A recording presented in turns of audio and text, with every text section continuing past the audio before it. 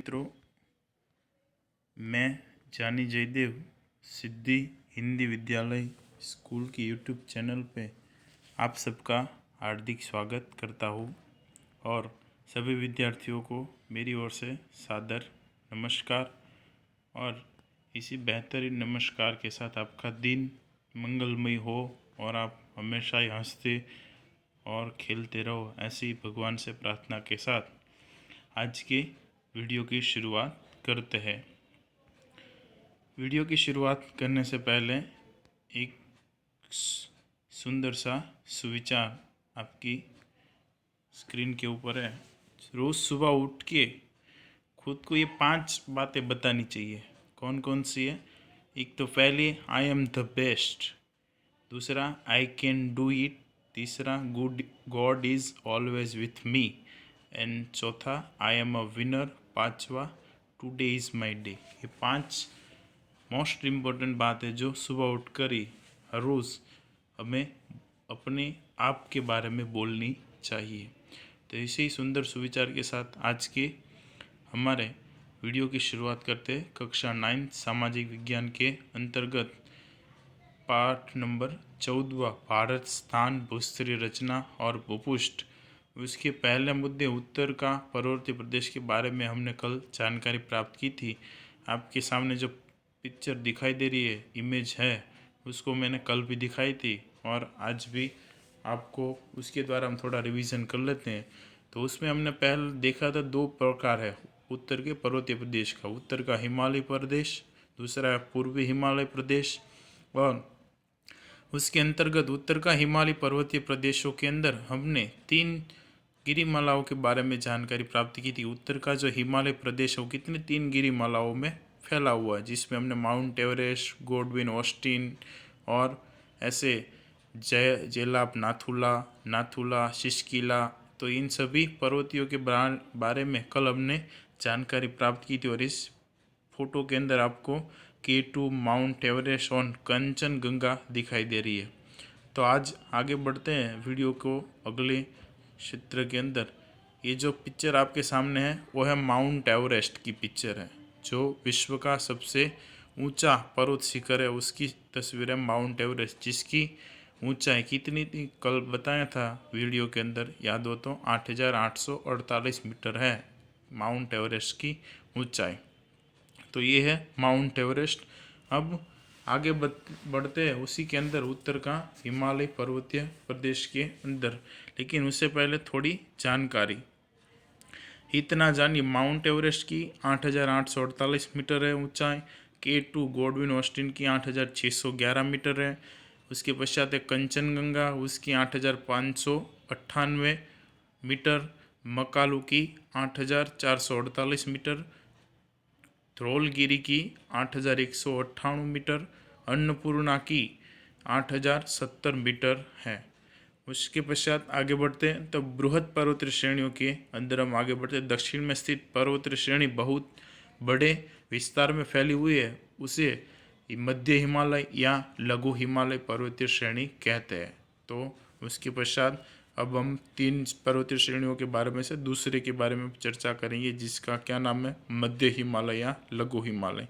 तो इसकी शुरुआत करने से पहले आपको पहला मुद्दा क्या बनाना है कि भाई दूसरा भाग मध्य हिमालय या फिर लघु हिमालय, इसका स्थान या तो फिर क्षेत्र। तो ये दक्षिण में स्थित पर्वतीय श्रेणी है। दक्षिण के अंदर बृहद पर्वतीय श्रेणी, जो हिमालय की जो पर्वतीय श्रेणी है उसी के अंदर दक्षिण, हमारे भारत के नक्शे के अंदर दक्षिण नहीं, जो हिमालय की पर्वतीय श्रेणी है उसके जो दक्षिण साइड में जो बड़ा विस्तार है उसमें मध्य हिमालय की पर्वतीय श्रेणियाँ फैली हुई है।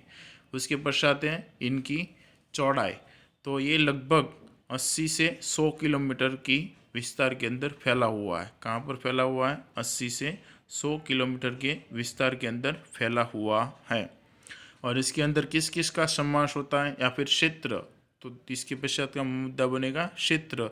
तो कौन कौन से क्षेत्र आते हैं इसके अंदर? पीर पंजाब, महाभारत, नागर टिब्बा आदि श्रेणियाँ इसी पर्वतीय श्रेणी में है। ये उस पर्वतीय श्रेणियों के कुछ पर्वतीय विस्तारों के नाम है, जिसमें पीर पंजाल, महाभारत, नाग टिब्बा आदि विस्तृत क्षेत्र हैं।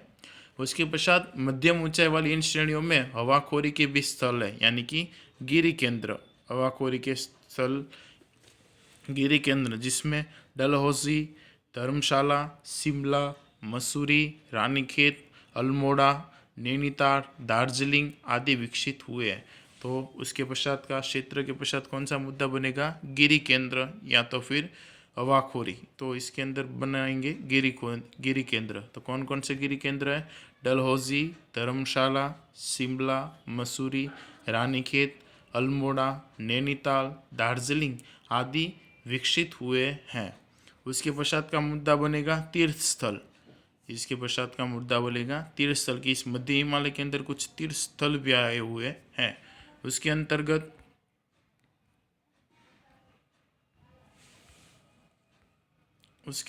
तीर्थ स्थलों के अंदर गंगोत्री, यमुनोत्री, बद्रीनाथ, केदारनाथ, हेमकूट साहेब आदि प्रसिद्ध तीर्थ स्थल भी आए हुए हैं। और इसके अंदर गंगोत्री, यमुनोत्री, केदारनाथ, हेमकुंड साहेब आदि तीर्थ स्थल भी आए हुए, जिन सभी क्षेत्रों के तीर्थ स्थलों के बारे में आप लोग जानते हैं। आगे पढ़ने से पहले एक और छोटी सी पिक्चर दिखा दो आप लोगों को, ठीक है? जो किसकी है? ये है जो गिरी केंद्र दिखे थे उसके अंदर नैनीताल की पिक्चर है। किसकी है? ये नैनीताल। उसके पश्चात ये है डलहौजी। क्या है? डलहौजी। और उसके पश्चात है ये तीर्थ स्थलों के अंदर गंगोत्री, और ये है बद्रीनाथ। और केदारनाथ के बारे में तो आप सब जानते ही है, और उसकी फ़ोटोज़ भी आपने देखी है। केदारनाथ मूवी के अंदर केदारनाथ को देखा है, ठीक है? अब हम फिर से जहाँ थे वही आ जाते हैं अपने वीडियो के अंतर्गत। उसके पश्चात है तीसरी पर्वतीय श्रेणी जो अत्यंत दक्षिण में है। तीसरी पर्वतीय श्रेणी जो अत्यंत दक्षिण में, जिसे शिवालिक की पर्वतीय श्रेणियाँ कहते हैं। कौन सी कहते हैं? शिवालिक की। तो इसके बाद का मुद्दा क्या बनेगा? तीसरा, शिवालिक की पर्वतीय श्रेणियाँ। उसके अंदर पर्वतीय श्रेणियों के नाम से जाने वाला अधिक विस्तार भारत के अंदर है। और ये शिवालिक की पर्वतीय श्रेणियाँ कहाँ पर आई हुई है? कौन से क्षेत्र में? तो हमारे भारत के अंदर। तो क्षेत्र नाम आएगा शिवालिक की पर्वतीय श्रेणियाँ, क्षेत्र है भारत। उसके पश्चात इसकी चौड़ाई, तो ये 10 से 80 किलोमीटर, और इसकी चौड़ाई कितनी है? 10 से 15 किलोमीटर की है, और उसकी ऊंचाई लगभग 1000 मीटर जितनी है। उसके पश्चात जो कुछ विशिष्ट ऐसी घाटियाँ जिनकी रचना कंकड़, पत्थर तथा मोटी परत वाली काप मिट्टी से ढकी हुई है। इसमें कुछ विस्तार या घाटियाँ ऐसी भी है जो कि इसमें से कंकड़, पत्थर तथा मोटी परत वाली काप की मिट्टी से ढके हुए हैं। स्थानीय भाषा के अंदर इसको क्या कहते हैं? दून कहते हैं। और इस विस्तार को वहाँ पर रहने वाले लोग किस नाम से जानते हैं? दून के बारे नाम से जाने जाते हैं। तो इसी के साथ छोटा परिभाषा बनती है, दून किसे कहते हैं? तो शिवालिक की पर्वतीय श्रेणियों में जो कंकड़, पत्थर तथा मोटी परत वाली खाप की मिट्टी से ढका हुआ विस्तार है उसे दून कहते हैं। किसे कहते हैं? दून। शिवालिक की पर्वतीय श्रेणियों के अंदर जो कंकड़, पत्थर तथा मोटी परत वाली काप मिट्टी से ढके हुए विस्तार को क्या कहते हैं? दून कहते हैं। और इसीलिए यहाँ के कुछ विस्तारों का नाम भी इसके ऊपर से ही रखा है, जैसे कि देहरादून, पाटली दून और कोथरी दून आदि। ये दून है जो इस विस्तार के अंदर आए हुए हैं। तो ये हो गया उत्तर का हिमालय प्रदेश। उसके पश्चात है पूर्वी हिमालय।